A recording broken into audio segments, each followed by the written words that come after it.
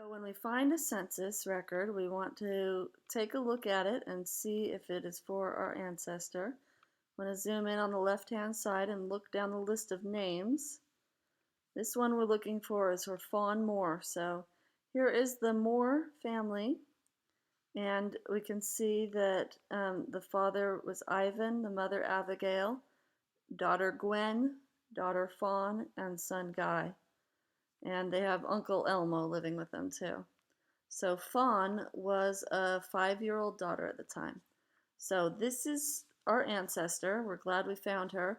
But now what do we do with this census record once we found it?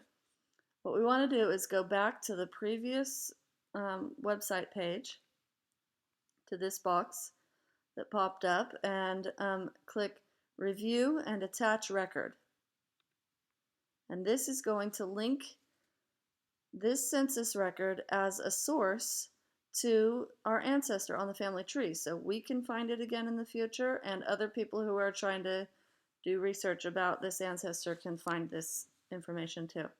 So what pops up here is two columns. The left-hand column is the information that comes from this 1940 census record, and this right-hand column is the information that's already in the family tree about your ancestor and their family members.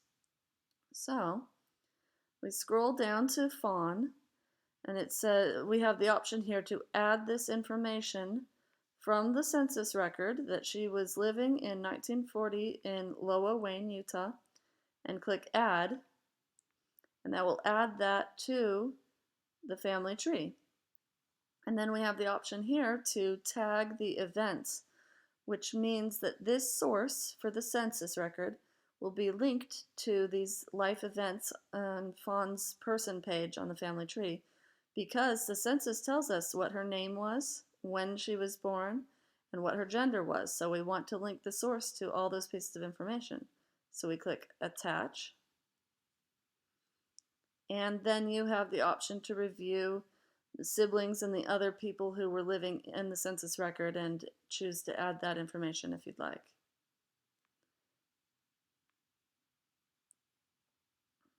And now, if we go back to Fawn's person page in the family tree, we can do that by clicking her name right here.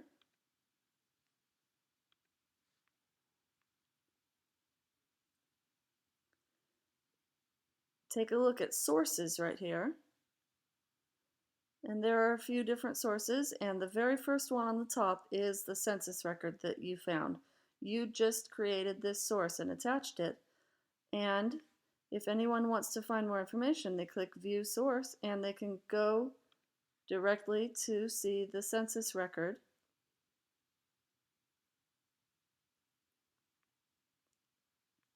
And here's the indexed information about the census, and they can go and take a look at the image of the census record too. And that source will stay there on Fawn's person page so that anyone can come and find it again in the future.